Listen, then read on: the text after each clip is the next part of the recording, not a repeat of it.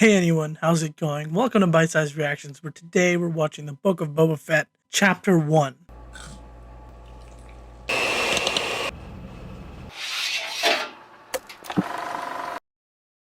Now, it's been a while since the last Star Wars show. Yes, we had Visions in the middle, but before that was Bad Batch, which was animated. And so, fine. The more accurate thing is it's been a while since the last live action Star Wars show. It's been a while since this show was first revealed at the end of The Mandalorian, and everyone was, including me, was super confused whether The Mandalorian was suddenly switching main characters or this was going to be a spin-off show. We had no clue. But it was, later confirmed that it was an entire spin-off show, kind of, from The Mandalorian to explore Boba. My introduction to Star Wars took place through Star Wars The Clone Wars. And that's where I met Boba, as a young clone, right? The son of Jango Fett. And I didn't really understand what that meant yet. And I saw him as a kid and later as a teenager. And then later on, I finally saw the original movies and saw this that he was the green helmeted, bounty hunter that so many people were in love with. And yeah, he's never been a favorite of mine. Maybe that's blasphemy, but he's always been a really cool character. He's always been a really interesting character. And I am super curious to see what this show will do with him. Will we get to see any kind of references back to his childhood in the Clone Wars? Will we get any clones? Will Omega show up? I don't know. I'm really interested. Let's just go find out what happens this episode.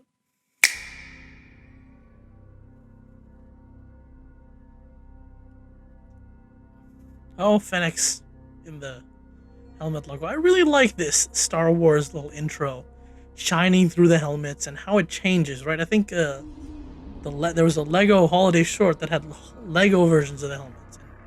So much fun. Jabba's palace, or should we say Boba's palace now? Or will we start from that end credit scene? He's in a Bacta tank? Oh, that's right. We're probably going to see the after effects of the whole. That was not what I was expecting. Is that a flashback to his... Oh, yep, there you go, flashbacks. Clone Wars flashbacks, maybe? I mean, those were some pretty interesting times in your life. Oh, the Sarlacc. That's the word I was forgetting earlier. Everyone was curious how we got to the Sarlacc. This is probably going to be less telepathy than that whole... Legends was weird. Legends was really weird. There was a whole thing with, he was telepathically talking to another guy that had been in the Sarlacc for a while, and that he blew it up, and it was a whole nuts. But this is just flamethrower to its guts and climbing out. Fairly simple, actually.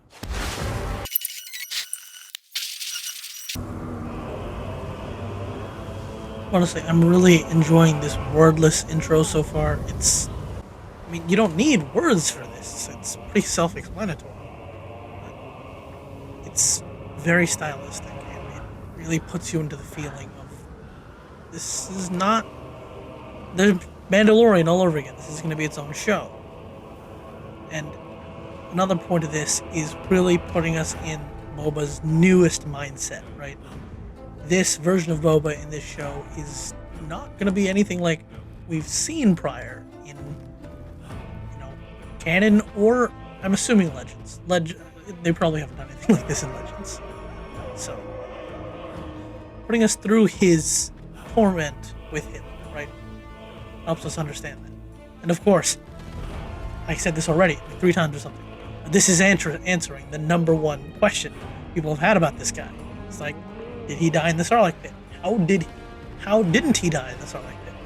What happened afterwards? Here's our answers. Book of Boba Fett. Stranger in a strange land. These simple shots expand on the Tusken Raiders not being more than just mindless desert bad guys. The Mandalorian did a little bit of that, right? By, he talked to them, he bartered with them, but this is different. This is even more expansion on them and their culture, and I like it. It's nice. Instead of just being the one-note thing that anime... Whatever. What I meant to say was, doing this also makes it even worse. Anakin's massacre, even worse. Clever Boba. Getting the beast to attack him so he can cut the ropes with the teeth. Thought he was just gonna, like, do it this way where the beast chomps it off that way. Thought, that's cool. Do you want me to cut your bonds?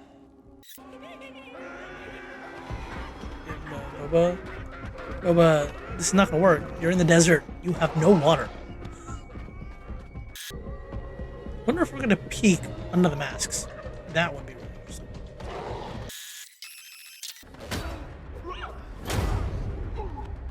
Looks like Boba might get some training with the Tuskens.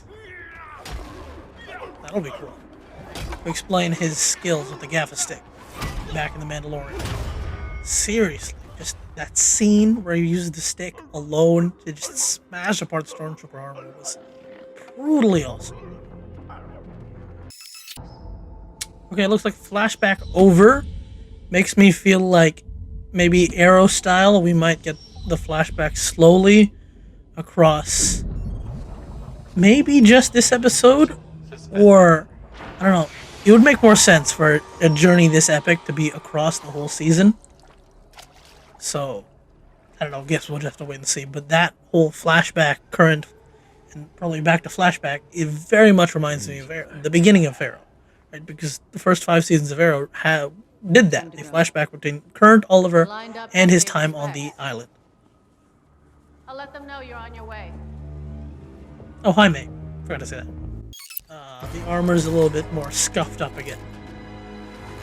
A lot of people didn't like the fact that it was all too... They felt it was too shiny and clean in The Mandalorian. So... subtitles? Disney Plus? Did you Can I catch help? any of that? Okay, fine. We're not supposed to understand that. We really need a protocol droid. You really do. Oh, it's you, that torture guy. Sent tidings to the new DAIMYO. DAIMYO. Be welcome to Moses Babayu, Doxterasi. Okay, guess we're going... Didn't expect that kind of terminology. Is the mayor going to be our overarching antagonist? Because That's a no. I'd assume we have one of those. I don't think this is a day in the life of Jabba kind of show. Lord Fett offers Boba kind of show, but Boba, you are going to have to earn your place here. Jabba had the backing of the Hutt clans. You receive another delegation in the near future. Now that was a threat, my friend. Robot dogs. Those are real runs. They're used to seeing the Hutts parade. Those are real ones with little costumes put on top. That's great. Yes, let's put the real droids in Boba Fett. Sorry, I wasn't paying attention. Oh, hey, it's you. Max Rebo. Jabba ruled with fear. Here's the quote. I intend to rule with respect. Respect is only going to get you so far, Boba. Oh, man, these are some cool new shields. Hey, the Gamorreans. They helped. Are these the same two that Luke choked out? Those were ninja stars. I can't believe we have Star Wars ninja assassins. So, why did they show us this little guy, little dude? I'm assuming it's a child. Dude, judging from the short stature and the not quite gaffa stick. Is that a bone? Is that a creature? That's still an alive creature. That's not a Rancor. What the fork is that thing? Also, I'm very much enjoying how, even if it's entirely CGI, it has a physical quality to it. I can't remember the word right now. That looks like it could be a guy in a costume. Thank you, little dude. Well, that's another new monster introduced into Star Wars, and another new monster killed. This kid will definitely end up helping, because considering you didn't kill him the first time, you saved him this time. Really, as a kid, aren't they? He's like, look at us, look what we killed, look. I'm just thinking of, how did they get that head off? Did you use that chain to saw that head off? That was gonna take ages. What? That's it. And that was chapter 1, Stranger in a Strange Land. First of all, I just want to talk about the score. Ludwig Göransson hits it out of the park again. His Mandalorian score was amazing, and his Boba Fett score is really cool as well. I'm very interested to see what we can hear more of it throughout the rest of the show. I've always loved how he blends more traditional sounds and music with more interesting and different styles and exotic music. I don't know. I don't know how to describe it very well. But I'm sure you understand what I'm talking about. His music on these projects is just so unique, and I love it. And of course, directing was Robert Rodriguez. Now, this man will always be known for me as the guy who did Spy Kids, right? This is what I know him for, and it's just really interesting to see him put his style on something as big budget and cool as this. It's just, his episode in The Mandalorian was amazing. And I love the fact that in interviews he said that, he was setting that up with like action figures. He was going through scenes with his sons and masks. That's awesome. I love his, work ethic and how he approaches these kind of scenes. And this show looks like it's going to be no different, and it's going to be really cool. This first episode is very interesting. A large part of the beginning, for one thing, is without dialogue. And a large part of it is in the flashback, right? The current day story, whatever it is, has barely gotten started.